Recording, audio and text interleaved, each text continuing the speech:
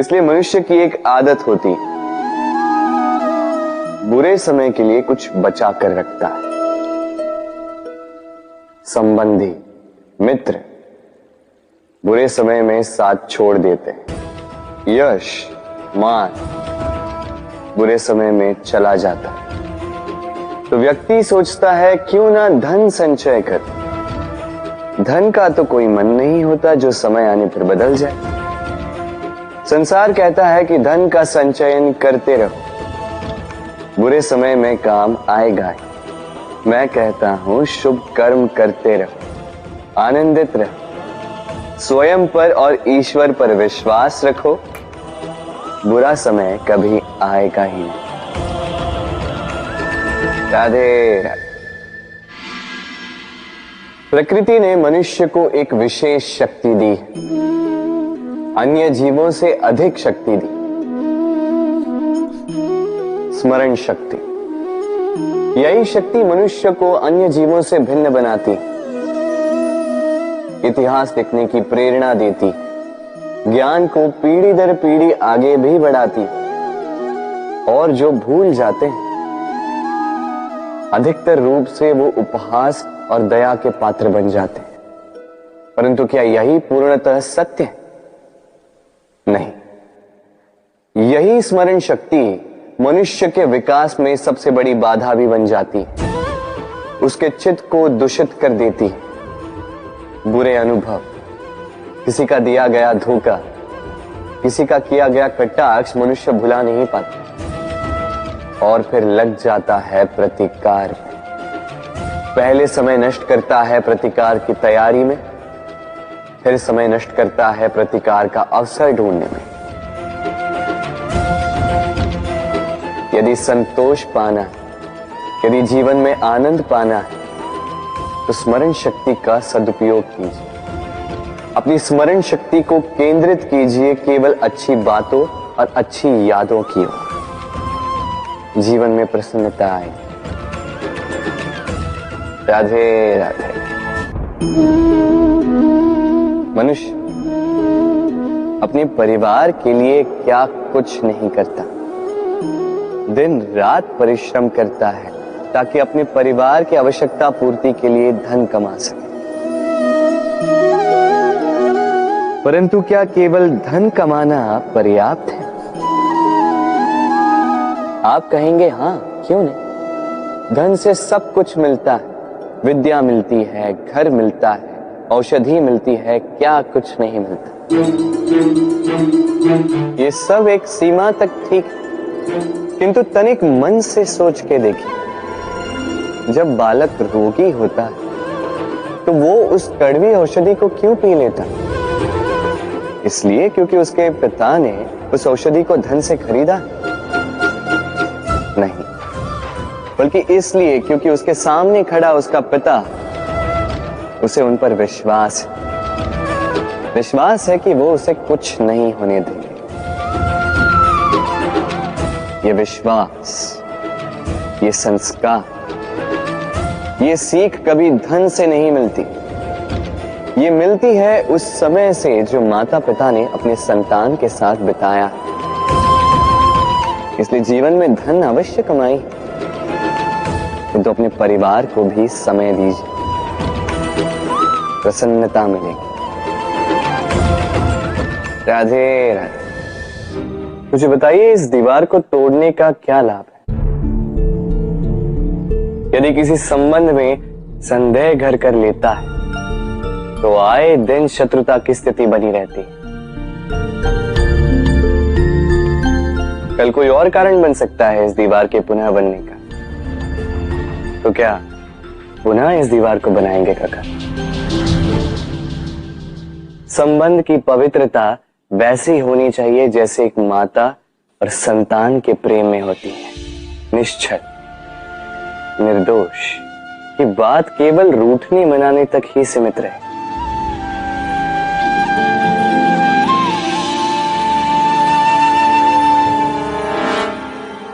और कोई भी घुसपैठिया आकर भावों को दूषित न कर पाए। ना कोई वस्तु, ना कोई परिस्थिति, ना कोई व्यक्ति। कोई उन्हें अलग न कर पाए काका। सोचिए, यदि ये दीवार पुनः बननी है तो इसे तोड़ा ही क्यों जाए। यदि मन में एक अटूट संबंध स्थापित करने का दृढ़ निश्चय ही ना हो तो क्यों तोड़े इस दीवार को। बताइए, है विश्वास, है अटूट विश्वास कि ये संबंध कभी ना टूटेगा।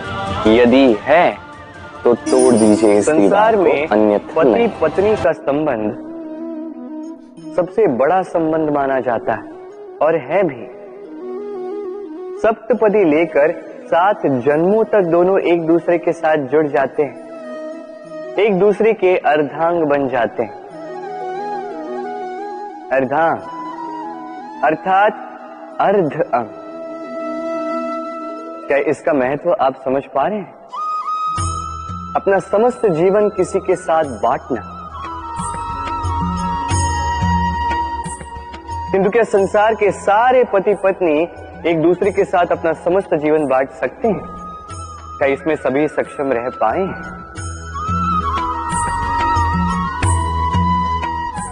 अपना जीवन किसी और के साथ बांटने के लिए सबसे महत्वपूर्ण बात है स्वीकृति, स्वीकार करना।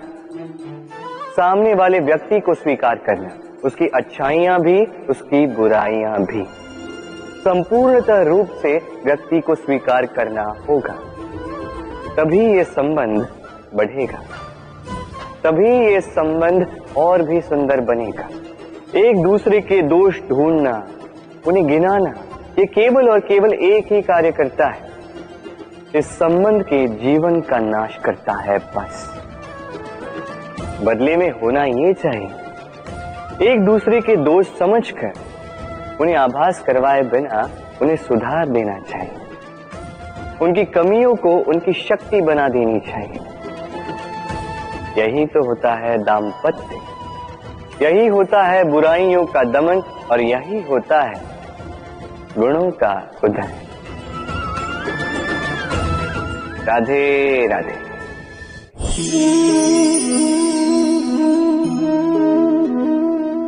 कंकड़ इतना छोटा सा कि उंगली पर आ जाए, किंतु सोचिए यदि यही कंकड़ आंख में लग जाए तो कितनी बड़ी समस्या बन जाता है।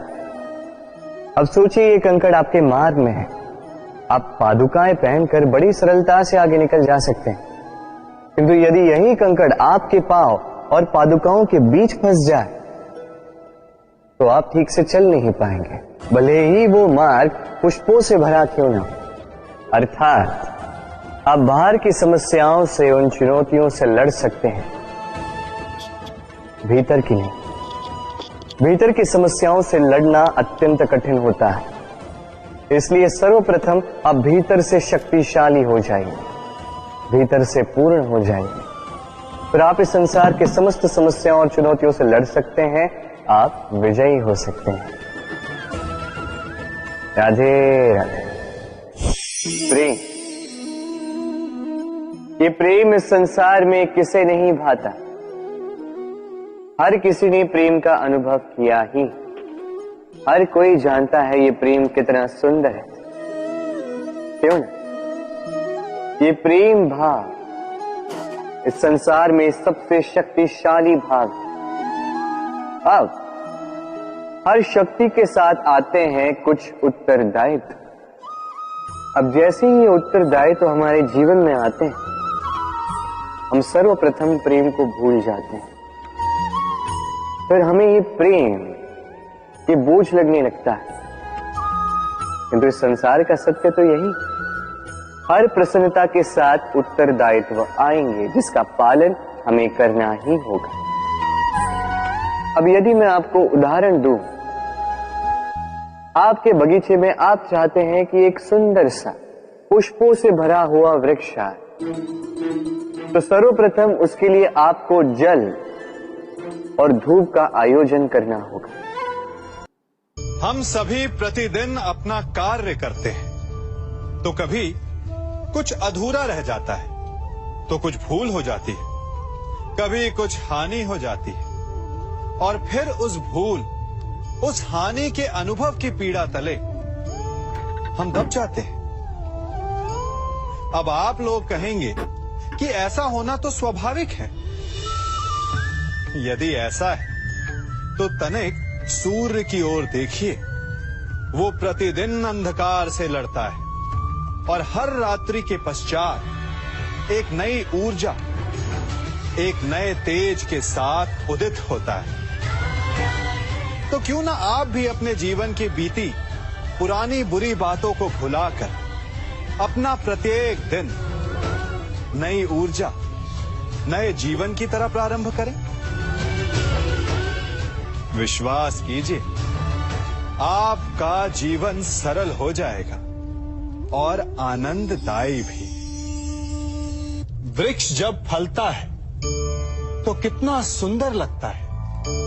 उसकी डालियां झुक जाती हैं। जितने अधिक फल उतनी झुकी डालियां।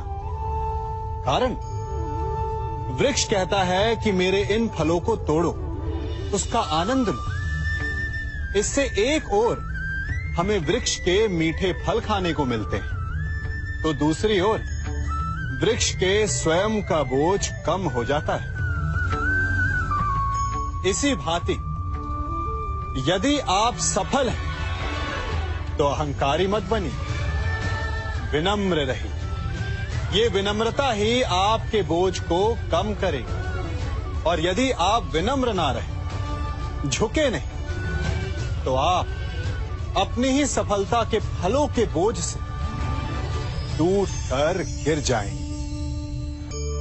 समय बदलता है, ऋतुएं बदलती हैं।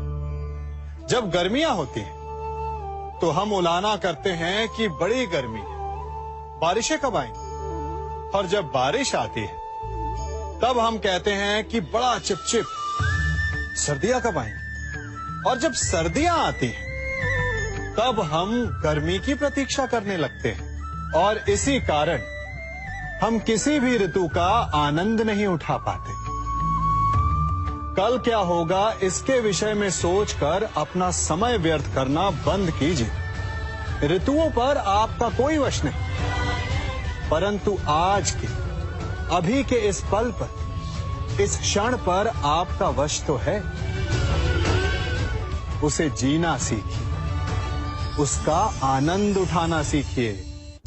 सबके मन का सबसे बड़ा भय क्या है? सबसे बड़ा लालच क्या है? सबसे बड़ी चिंता क्या है? तनिक विचारिए। सबके मन का सबसे बड़ा भय, सबसे बड़ी चिंता है मृत्यु।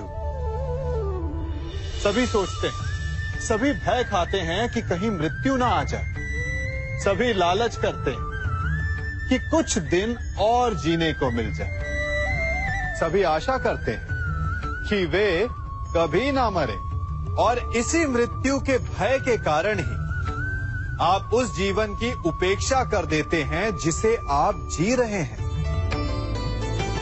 क्या कभी आपने सोचा कि आप मृत्यु से भयभीत क्यों होते हैं? क्योंकि आप जीवन में वो कर नहीं पाए जो आप करना चाहते हैं। और जो आप करना चाहते हैं वो कर पाना तभी संभव होगा जब आप मृत्यु के भय से निकलकर अपने जीवन के हर पल का उपयोग करना सीख जाएंगे। तो मृत्यु के भय से बचने का केवल एक ही मार्ग है, एक ही मंत्र है। अपने जीवन के हर पल को जियो। वृक्ष मुझे बहुत प्रिय हैं, बहुत अच्छे लगते हैं। आपको भी अच्छे लगते होंगे। कारण यह है कि वो हमें छाया देते हैं, अपनी शीतलता देते हैं, शांति देते हैं। परंतु मुझे वृक्ष एक और कारण से अच्छे लगते हैं, और वो कारण है वो सीख जो एक वृक्ष हम सभी को देता है। और वो सीख है अमरता। एक वृक्ष कभी नहीं मरता। मरने से पूर्व वो अपने जैसे कई वृक्ष अपने बीजों के द्वारा संसार को दे जाता है। तो अमर होने का केवल एक ही मार्ग है, और वो है जो आपके पास है वो संसार को दो। अपना ज्ञान, अपना अनुभव, अपना आनंद बांटने में कंजूसी ना करें, कभी कृपण ना हो, तो आप संसार में सदा जीवित, सदा अमर रहेंगे। हम सभी घरों में रहते हैं और अधिकतर लोगों के जीवन का ये एक स्वप्न तो होता ही है कि हमारा अपना घर हो, है ना?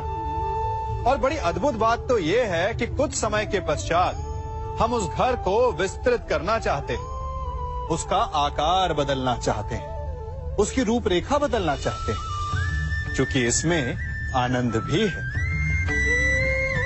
तनिक सोचिए, जब आपको घर का वास्तु बदलना हो, उसे और सुंदर बनाना हो, तो पुराने निर्माण को तोड़ना पड़ता है, उसे गिराना होता है, घर में तोड़फोड़ करनी पड़ती है।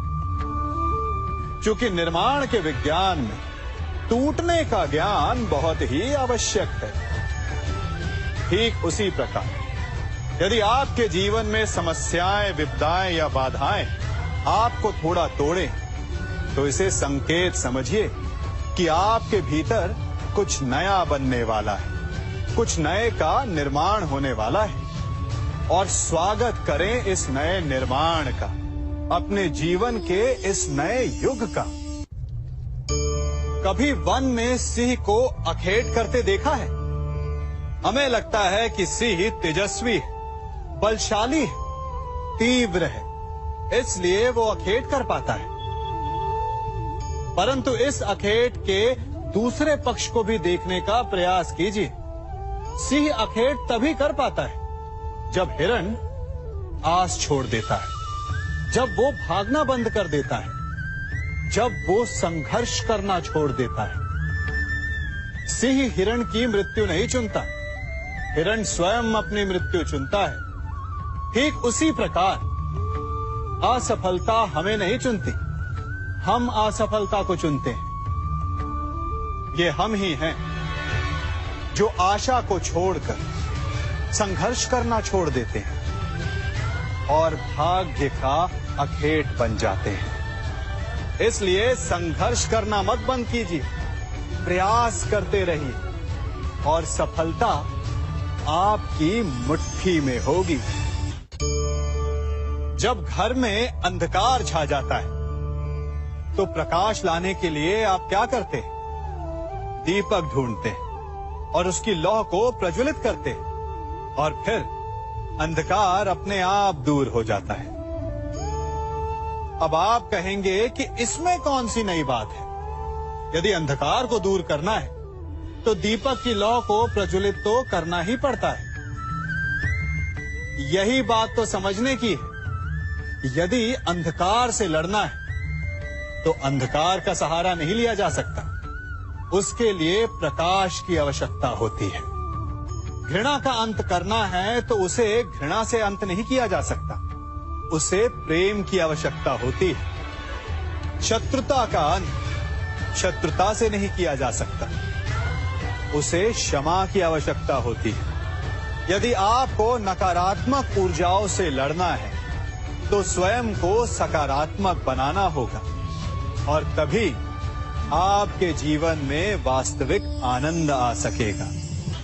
एक न एक बार हर युवा के जीवन में एक ऐसा समय आता है जब उसे लगता है कि उसके माता पिता उसके साथ बहुत कठोर हो रहे हैं। मैं आपसे पूछता हूं, क्या आपने कभी कुम्हार को मटकी बनाते हुए देखा है? वो गीली माटी से मटके को चाक पर आकार देता है और वास्तविक आकार वो मटकी को तब देता है जब वो लकड़ी के संभल से मटके को बाहर से पीटता है। हम सभी उस कुम्हार को मटके को पीटते हुए देखते हैं, परंतु उस कुम्हार के उस हाथ को नहीं देखते जो मटके को भीतर से बाहर की मार से सहारा दे रहा है। हमारे माता पिता भी ऐसे ही होते हैं। अपनी संतान के भले के लिए, उसके भविष्य को आकार देने के लिए कभी कभी वो कठोरता को भी अपनाते हैं। आप केवल उनकी कठोरता को मत देखिए, उस संभल को भी देखिए जिसने आपको भीतर तक से संभाल कर रखा है। आप जानते हैं कि मैं क्या कर रहा हूं? मैं प्रतीक्षा कर रहा हूं कि कब इस वृक्ष पर फल लगेंगे और मैं उन मीठे फलों के रस को चख पाऊंगा। हंसी आ गई ना आपको? आप भी सोच रहे होंगे कि भला कौन सा मूर्ख बबूल के पेड़ को बोकर आम खाने की इच्छा रखता है। यदि कांटे बोए हैं तो फल नहीं, कांटे ही मिलेंगे।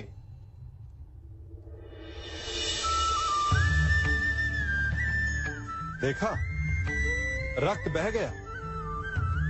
ठीक ऐसा ही हमारे कर्मों के साथ होता है। हमारे बुरे कर्मों का फल कभी शुभ नहीं हो सकता। जो हाथ अस्मिता लूटने को आगे बढ़ेंगे, उन हाथों को कटना होगा। जो दृष्टि बुरी बनकर स्त्री पर पड़ेगी, उन्हें अनजान नहीं रक्त के अश्रु भोगने होंगे। जिसने अपने जीवन में छल किया, उसे अपने ही छल के भार तले दब कर मिट जाना होगा। समय रहते जिसकी आंखें नहीं खुली, समय उसकी आंखें बंद कर देता है। इन भिन्न भिन्न प्रकार के पात्रों को देख रहे हैं आप? क्या आप बता सकते हैं कि इन पात्रों में क्या रखा है? आपको लग रहा होगा कि इसमें भिन्न भिन्न प्रकार के द्रव्य है ना? परंतु ऐसा नहीं है। इन सभी में एक ही जल है। देखिए,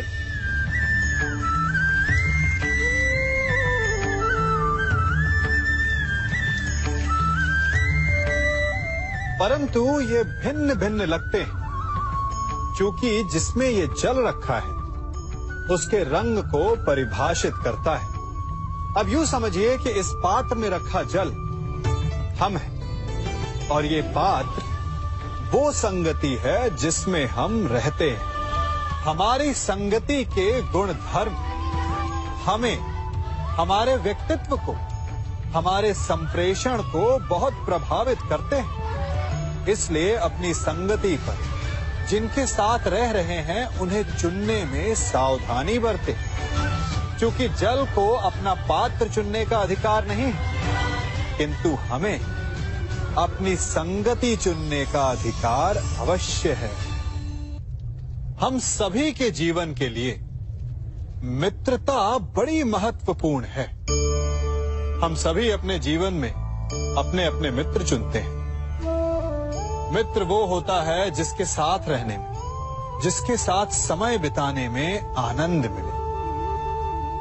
किंतु क्या मित्रता का अर्थ केवल इतना ही है? मित्रता होनी चाहिए जल और दूध की भांति।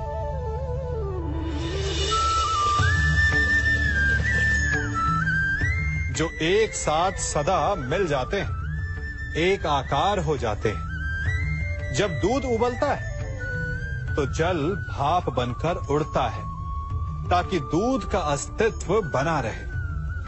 जब यह मिश्रण उफनता है तब दूध पात्र से पहले गिरता है ताकि वो जल को बचा सके। मित्रता भी इसी प्रकार होती है, किंतु यदि दूध में तनिक भी खटास आ जाए तो वो दूध को फाड़ देती है। ठीक इसी प्रकार यदि मित्रता में संदेह आ जाए तो वो मित्रता को समाप्त कर देता है। इसलिए मित्र बनाएं, किंतु झूठे संदेह से सावधान रहें। जब सागर का जल वाष्प बनकर उड़ता है तब वो हमें दिखाई नहीं देता। मेघ उस जल को अपने भीतर छिपा लेते हैं, लंबी यात्रा करते हैं, प्रयास करते हैं कि वो जल सदा उनके भीतर छिपा रहे। परंतु जब वायु का वेग उन्हें उड़ाकर किसी पर्वत से ले जाकर के टकरा देता है तब उन मेघों को बरसना ही पड़ता है, क्योंकि यही नियति है, यही प्रकृति है। क्योंकि जल को सागर में जाकर मिलना ही है, ठीक ऐसा ही हमारे साथ भी होता है। हम सत्य को अपने मन के मेघों में चाहे जितना छिपाने का प्रयास कर लें, परंतु समय की आंधी उसे वास्तविकता के पर्वत से ले जाकर के टकराकर हमारे समक्ष ले ही आती है। जिस भय के कारण आप सत्य को सामने नहीं लेकर आना चाहते, एक दिन वही भय हमारे समक्ष आकर खड़ा हो जाता है और फिर हम लाचार हो जाते हैं, क्योंकि हमने उस भय का सामना करने की तैयारी नहीं की होती। इसलिए सत्य से भागे नहीं, उसे छिपाए भी नहीं, उसे स्वीकार करें। भविष्य की बड़ी विपत्ति से बच जाएंगे। वृक्ष से टूटकर गिरे पत्ते को तो आप सभी ने देखा होगा। वो कुछ ही देर में मुरझा जाता है, पीला पड़ जाता है, सूख जाता है। वायु का वेग उसे उड़ाकर कहीं और ले जाता है, पैरों तले पिसता है, वर्षा के जल में गलता है।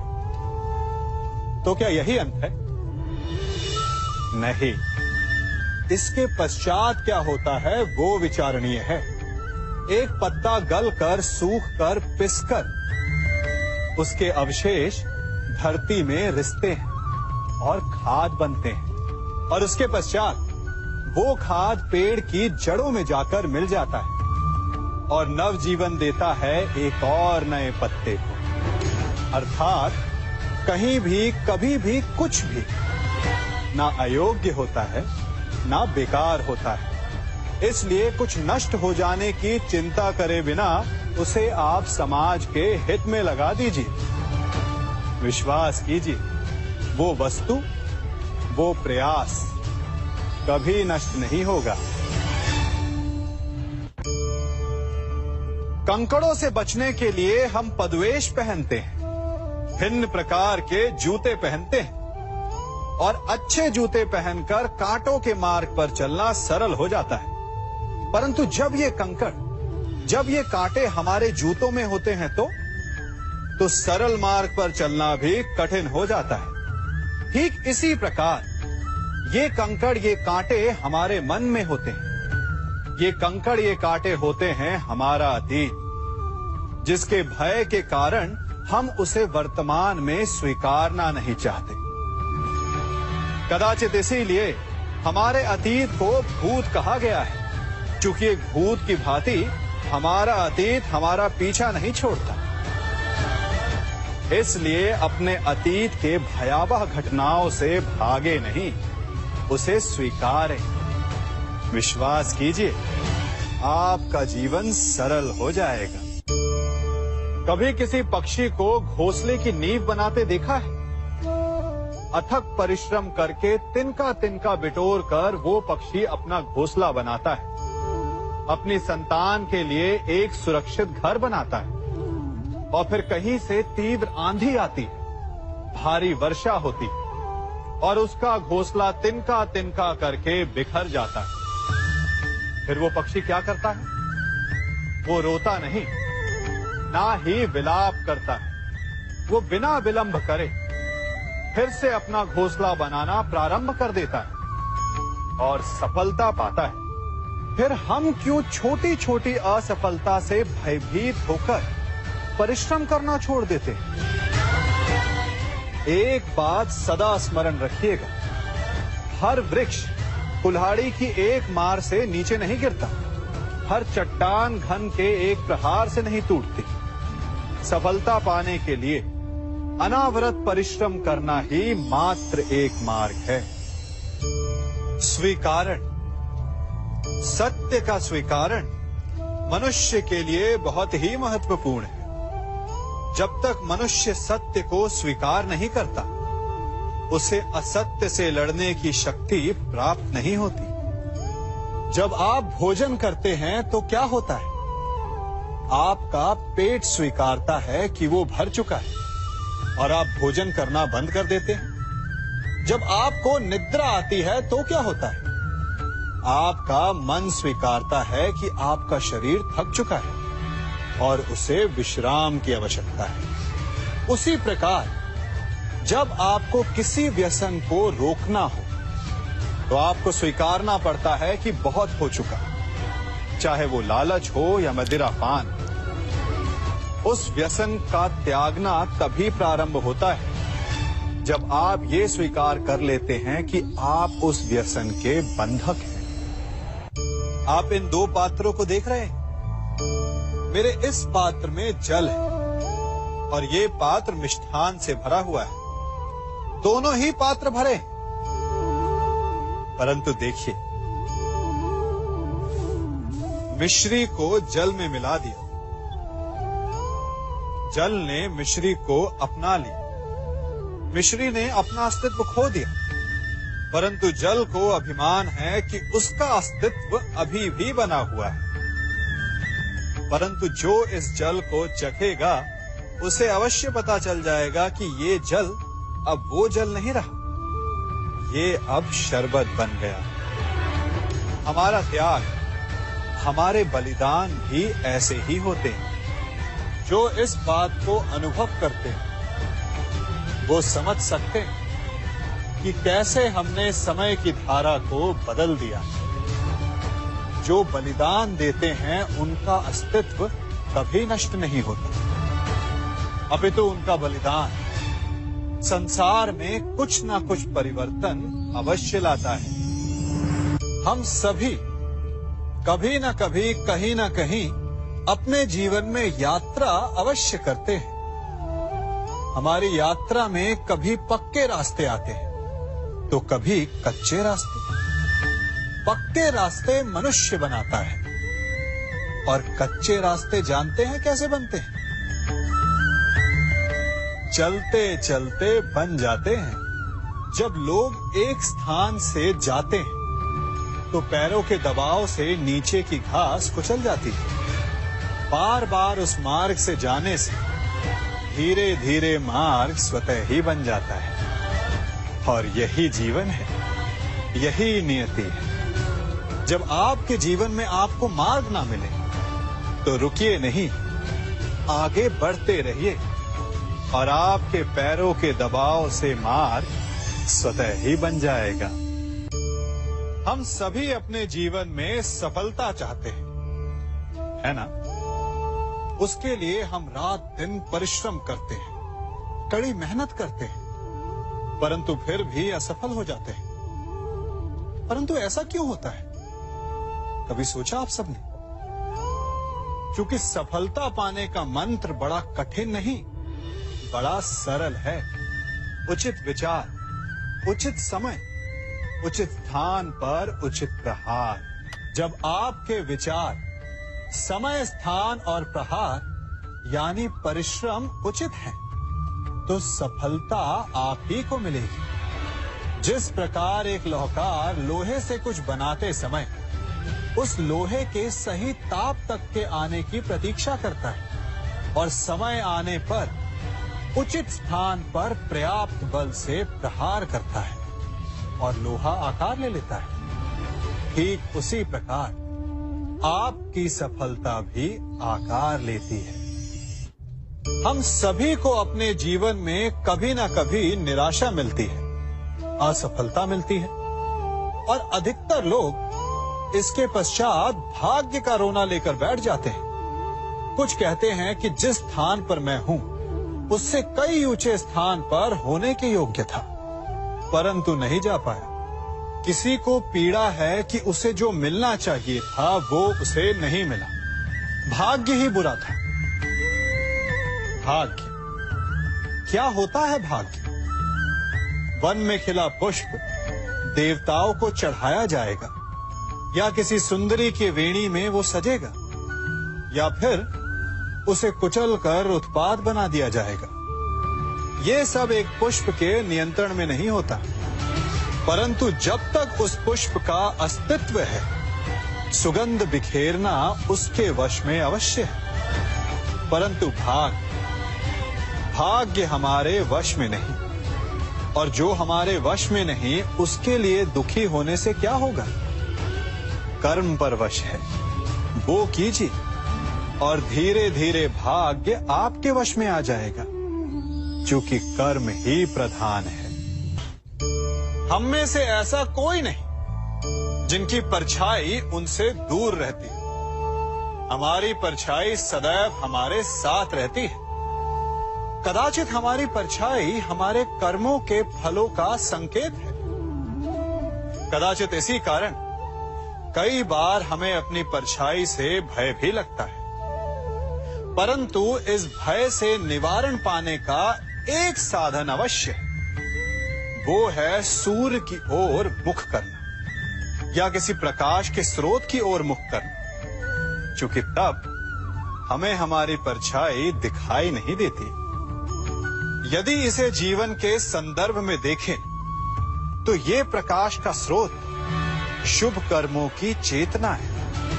यदि आपके मन में शुभ कर्म करने की इच्छा है तो आपको कभी भी अपने कर्मों के फल का भय नहीं होगा, क्योंकि यदि आपका मन शुद्ध होगा तो आपके कर्म शुद्ध होंगे और शुद्ध कर्मों का फल कभी अशुद्ध नहीं हो सकता। आज मैं आप सबको एक कथा सुनाता हूं। एक दिन प्रातः एक व्यापारी अपने घर से निकला। घर से निकलते ही एक बिल्ली ने उस व्यापारी का मार्ग काट दिया। व्यापारी घबरा गया। वो फिर से घर लौट गया और शुभ घड़ी की प्रतीक्षा करने लगा। और जब वो पुनः अपने घर से निकला तब वो वाहन जा चुका था जिससे राजा तक पहुंचकर उसे भेंट देनी थी। राजा को भेंट नहीं मिली।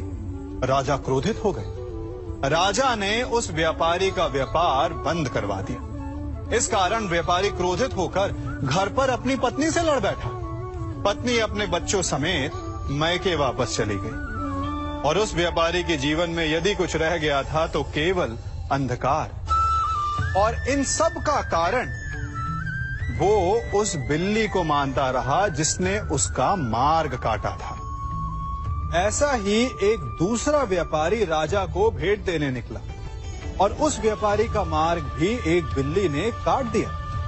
वो व्यापारी तनिक घबराया, परंतु उसने आगे बढ़ना अधिक उचित समझा। राजा तक वो समय पर पहुंचा।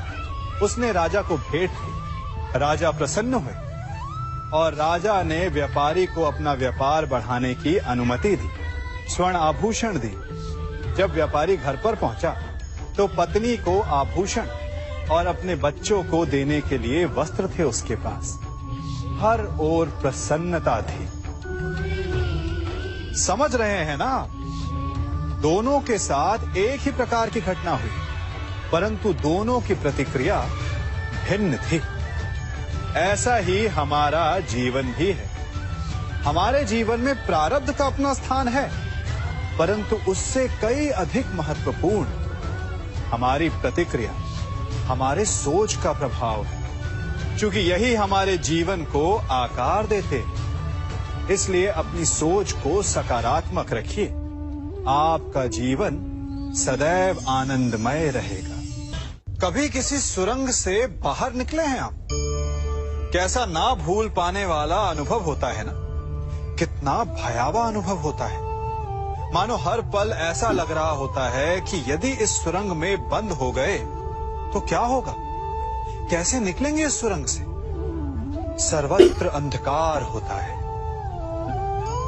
परंतु यदि आप ध्यान से उस सुरंग के मुखाने पर देखें तो वहां सदा प्रकाश होता है और उस प्रकाश तक वही पहुंच पाता है जो सुरंग की छोर तक पहुंच पाए। और ऐसा ही हमारा जीवन भी है। इसी प्रकार कई बार हम स्वयं को निराशा की सुरंग में पाते हैं, जहां बाहर जाने का मार्ग नहीं सूझता। मानो जैसे जीवन आनंद सब समाप्त हो जाएगा। परंतु ऐसी परिस्थिति में ठीक उस सुरंग की भांति इस निराशा को समाप्त करने वाला आशा का प्रकाश उसे ही मिलता है जो निरंतर आगे बढ़ता रहे। यदि आपके जीवन में कभी भी निराशा आए, कोई भी समस्या आए, तो उसका समाधान है निरंतर प्रयत्न करते रहना। प्रयत्न करते रहिए आपको सफलता अवश्य मिलेगी। कभी आप ब्रह्म मुहूर्त में जगे? जगकर देखिए, संध्या होने के पश्चात जब रात्रि का अंधकार सारे संसार को धीरे धीरे अपने अंधकार में निगलने लगता है, तो यही अंधकार ब्रह्म मुहूर्त में भोर होने से ठीक पूर्व तनिक अधिक काला हो जाता है। कुछ समझे? हमारा जीवन भी कुछ ऐसा ही होता है। जब हमारे जीवन की समस्याएं अपने अंत पर होती है, तो यही समस्याएं एक भीषण रूप लेकर हमारे समक्ष प्रस्तुत हो जाती है और ऐसे परिस्थिति में अधिकतर लोग हार मान जाते हैं, भय खा जाते हैं। परंतु यदि आप हार न माने, भय न खाएं, दृढ़ रहें, निरंतर आगे बढ़ते रहें, तो प्रकाश के रूप में हमारा स्वागत करने के लिए सूर्य उदय सदा हमारे समक्ष प्रस्तुत रहेगा। आपने बरगद के वृक्ष को देखा है? जितना विशाल उतना दृढ़। पतझड़ में वो सूख जाते हैं, परंतु दुर्बल नहीं होते, टूटकर गिरते नहीं। और उसके विपरीत दलदल में उपजे वृक्षों को देखिए, वो दिखने में तो बड़े होते हैं, पतझड़ आए या शीत सदा हरे भरे होते हैं, परंतु इतने दुर्बल होते हैं कि जलधारा के हल्के से वेग से वो गिर जाते हैं। परंतु ऐसा क्यों होता है? कारण है जड़ें। जिसकी जड़ें दृढ़ भूमि में है, वो हर चक्रवात, हर ऋतुओं को सह लेता है, और जिसकी जड़ें दलदल में है, वो स्वयं की जड़ों को दुर्बल बना लेता है। कुछ ऐसा ही मनुष्य भी होता है, जो अधर्म, कुकर्म और असत्य की धरा पर उपजा है। वो समय की एक मार भी नहीं सह पाता, और जो मनुष्य सत्य, धर्म की धरा पर उपजा है, वो हर समस्या से अविचलित हो जाता है। अब आप पर निर्भर करता है कि आप क्या बनना चाहते हैं। हमारे जीवन में मित्र और शत्रु बड़ा महत्व रखते हैं। यदि गंभीरता से सोचा जाए तो ऐसा कोई क्षण नहीं जब हम अपने मित्रों के बारे में ना सोचते हो या फिर अपने शत्रुओं के बारे में। हमारा हर कार्य या तो हमारे मित्रों के हित के लिए होता है या फिर हमारे शत्रुओं के अहित के लिए। हम हर स्थान या तो अपने मित्रों के साथ होते हैं या फिर अपने शत्रुओं के साथ। कोई नहीं चाहता कि उनका शत्रु प्रसन्न रहे।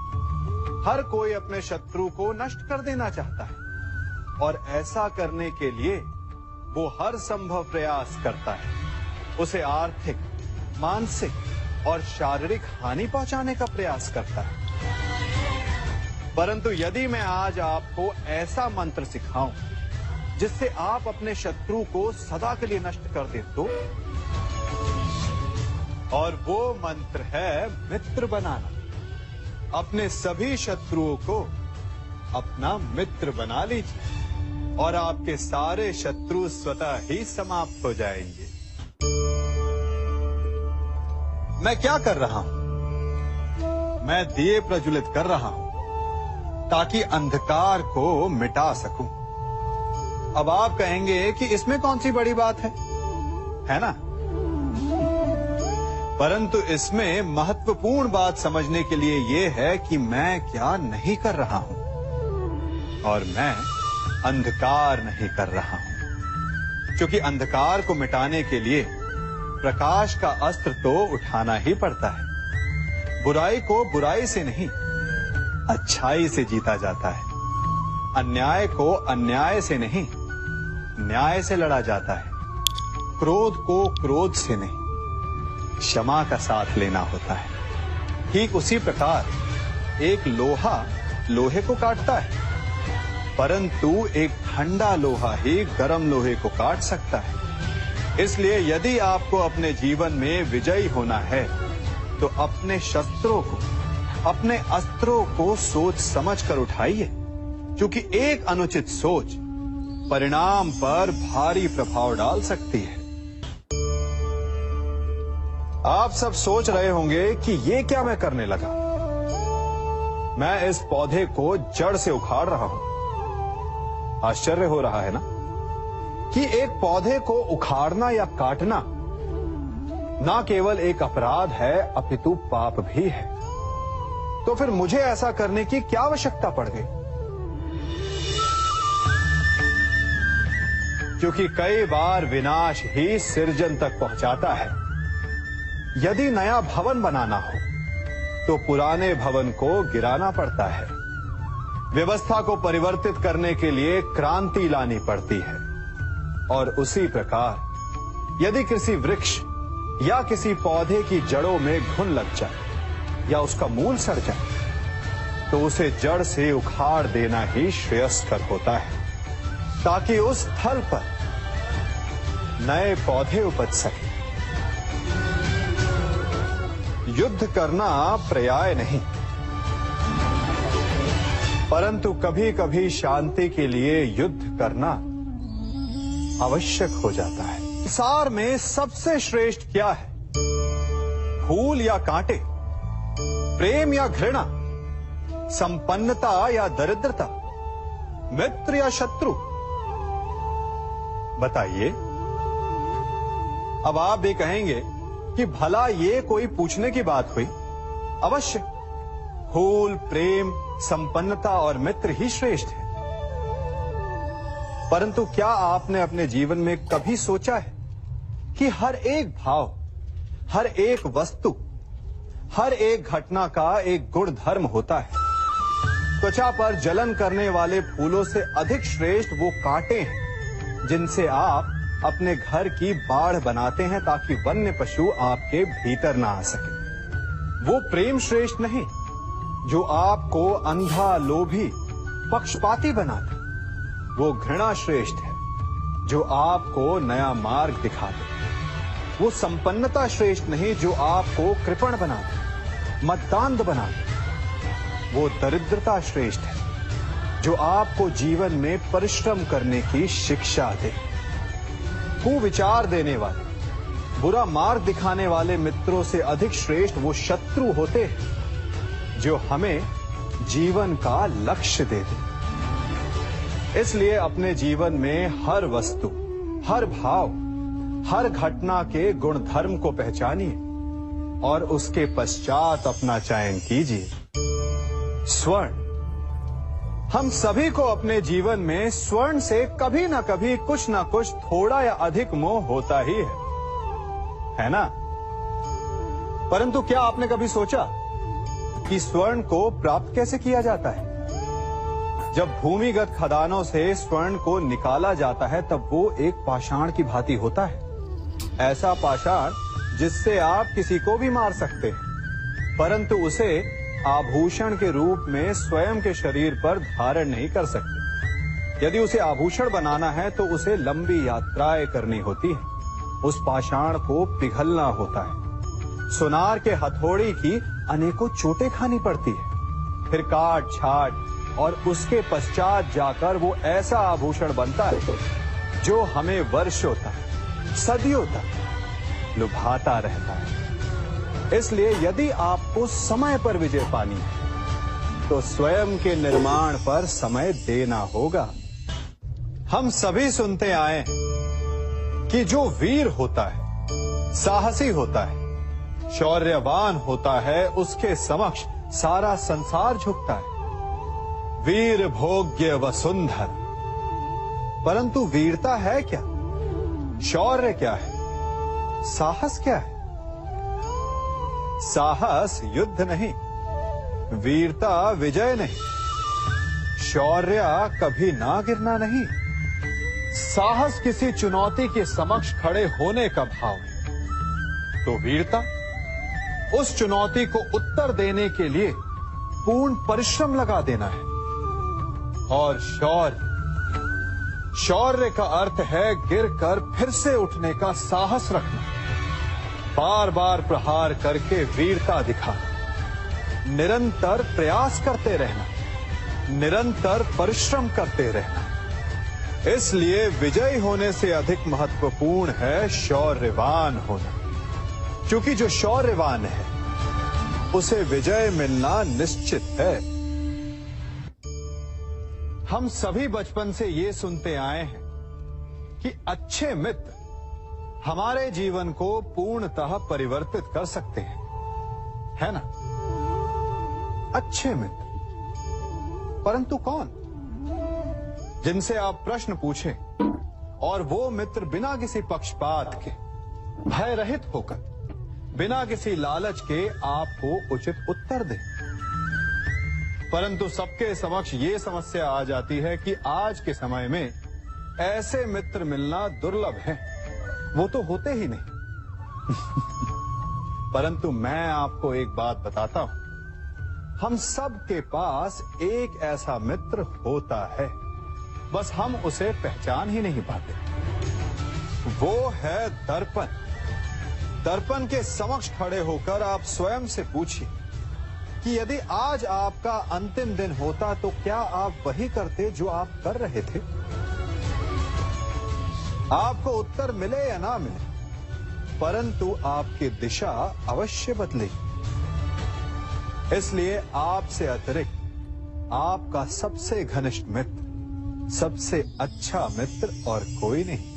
हम सभी अपने जीवन में कोई ना कोई कार्य करते हैं। कार्य करते हैं तो थकान की अनुभूति होती है, और यदि थकान ना उतरे तो कार्य करने का मन नहीं करता। हम आशा करते हैं कि कदाचित एक दिन में 24 के स्थान पर 26 घंटे होते तो आराम करने के लिए हमें और अधिक समय मिल जाता। हमें ऐसा अनुभव होता है कि हम बहुत अधिक कार्य कर रहे हैं, है ना? परंतु क्या आपने कभी सोचा कि जो लोग संसार में सफल हैं, उनके पास भी सफल होने के लिए दिन में केवल 24 घंटे थे? तो फिर वो सफल क्यों है? इसका एक छोटा सा रहस्य है।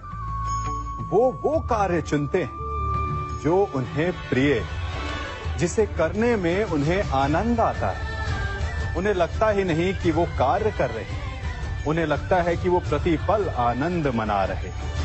और जब आप आनंद मनाते हैं तो थकान कैसी? इसलिए यदि आप जीवन में कोई भी कार्य करें तो वो आपके मन को भाना चाहिए, या जो कार्य आप कर रहे हैं उसे अपने मन को भा देने दो। सफलता आपको मिलेगी। हमारा शरीर प्रकृति का एक महान आविष्कार है।